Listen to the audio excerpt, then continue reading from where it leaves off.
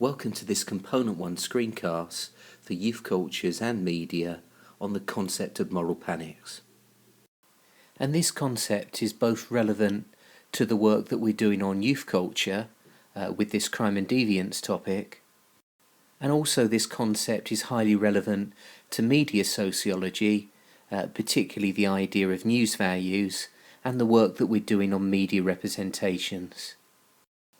Now, the concept of a moral panic is related to the sociological concept of deviance.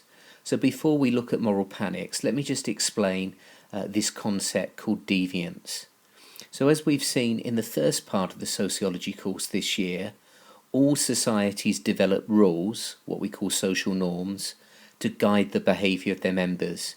And deviance refers to any behaviour that breaks the rules. So deviance is therefore any type of behaviour that deviates from the norm. And criminal deviance involves breaking formal legal rules, so it involves breaching the law, whereas non-criminal deviance involves breaking informal, non-legal rules. And the concept of delinquency is a term frequently used to refer to relatively minor forms of criminal behaviour that are committed by young people. So things like graffiti and various forms of antisocial behaviour come under this category of delinquency. Now, official statistics on crime seem to suggest that the peak offending years are either adolescence or early adulthood. So for men, the peak offending age is about 19, and for women it's about 15. And as we can see, for both men and women, criminal deviance begins to decline with age. And there is a long history of seeing young people as a highly deviant group within society. So for example, Jeff Pearson describes waves of public outrage against rowdy and unruly youth ever since the 19th century. So in the 1890s there were fears about hooligans. In the 20th century, attention switched to the razor gangs of the 1930s, the teddy boys of the 1950s, and the mods and rockers of the 1960s. And as we can see from this image, one constant feature of a lot of media coverage of young people is this association with crime and deviance. Now, the concept of a moral panic was developed by the sociologist Stan Cohen, and a moral panic is based on a false or exaggerated idea that some group's behaviour is deviant and is a menace to society. And Cohen used the term folk devil to refer to such groups, to refer to the groups who are being presented as being a menace to society.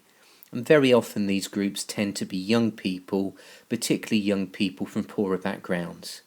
And moral panics are related to the mass media because they're generally fueled by media coverage of particular issues. Now, Frank Furedi argues that moral panics arise when society fails to adapt to dramatic social changes. So it's in these instances where there's a feeling that there is a loss of control, especially over powerless groups such as the young. So Furedi notes that in the 1950s and 1960s, British society experienced a great deal of social change as younger people began to acquire more economic and cultural power. And as we've seen in previous screencasts, this period particularly saw the emergence of very distinctive youth subcultures such as the teddy boys, mods and rockers, hippies, skinheads and so on. And as a result of this, the older generation felt that they were losing authority and control over the younger generation. And this therefore led to moral panics about certain groups of young people, about the spectacular youth subcultures that we've studied in previous screencasts. And this diagram attempts to describe, in chronological order, how a moral panic unfolds. So it usually begins where we've got a small group of people who commit a deviant act, and then the media report that story as an issue of interest and identify a problem group. The media will then search for similar stories and sensationalise and exaggerate the occurrence of the event. So we can link this to the concept of news values. So moral panics are the product of news values and the desire of journalists and editors to sell newspapers.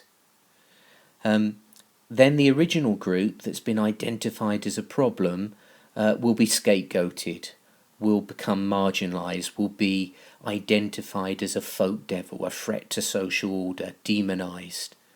And that might lead to more deviance as those identified react to this media coverage and marginalisation, and that often leads to calls for greater social control. So the politicians, the police, the court system often respond by introducing harsher measures to control the deviants who've been scapegoated during a moral panic. And Stan Cohen's original research on moral panics focused on two spectacular youth subcultures from the 1960s, the mods and the rockers. And what he argued was that in the absence of a major news story, one wet Easter weekend, a minor affray, so a minor fight involving a gang of mods and a gang of rockers became front page news.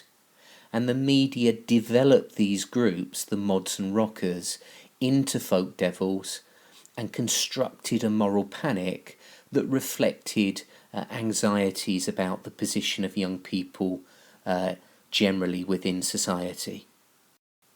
So these youth subcultures became demonised, became scapegoated and blamed for the perceived problems of 1960s Britain. And Stan Cohen noted how the media use symbolic shorthands, such as hairstyles, items of clothing, modes of transport, etc., as icons of troublemakers. And this idea of the media using symbolic shorthands to demonise groups of young people during a moral panic was recently highlighted by a study by the sociologist Jack Forbett, who looked at the moral panic generated by young people wearing hooded tops. So Forbett examined how a simple piece of clothing was transformed by the media into a symbol of fear about working class youth in particular. And one of the consequences of this moral panic about the hoodie was that hooded tops were banned by certain shopping centres. So as we can see in this news story, Bluewater banned people from shopping in their stores whilst wearing hooded tops, although ironically you could still go into many of these shops and buy that particular item of clothing. Now, one of the unintended consequences of moral panics is they can sometimes lead to a process that sociologists call deviancy amplification. So this is a term used to describe how agencies such as the police, the government, the media can actually generate an increase in deviance. So minor and rare problems can be made to look serious and commonplace, and the resulting publicity actually has the potential sometimes to increase deviant behaviour, either by glamorising it or making it seem common or acceptable. So as we've already noted, moral panics are often about young people and youth culture. So the behaviours of young people are frequently defined and publicised in the media as a social problem, as criminal, as deviant, and moral panics occur when the behaviour of youth is perceived to be spiralling out of control. So you often get moral panics, particularly about young working class males. You get moral panics about some of the elements of youth culture, such as the drugs being used or the particular music that we might associate with a particular youth subculture. For example, in the aftermath of the London riots of August 2011, there were elements of British youth culture that were demonised and blamed. For example, the historian David Starkey sought to blame the London riots on black youth culture. And politicians such as the Prime Minister David Cameron focused on the involvement of gangs.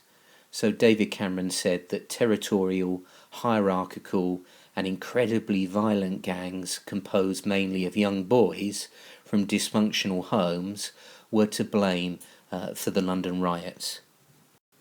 However, research carried out by the London School of Economics and the Guardian newspaper seemed to suggest that there is little evidence for the involvement of gangs in the London riots.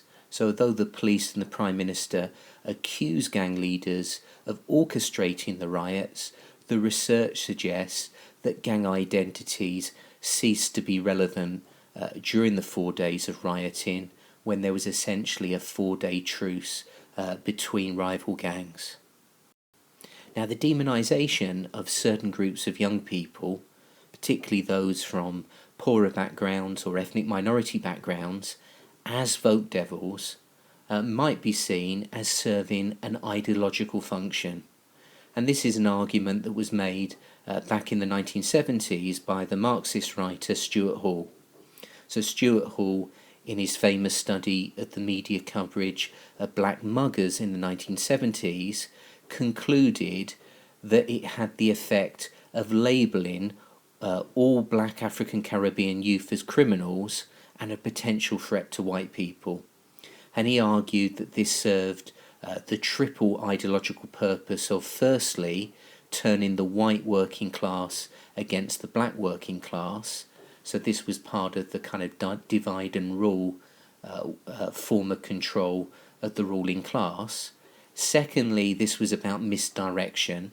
So this was a way of diverting attention away from the mismanagement of capitalism by the ruling class. And thirdly, this moral panic helped to justify very repressive laws and policing that could also be used against other so-called problem groups in society, including trade unionists and those people trying to defend their rights.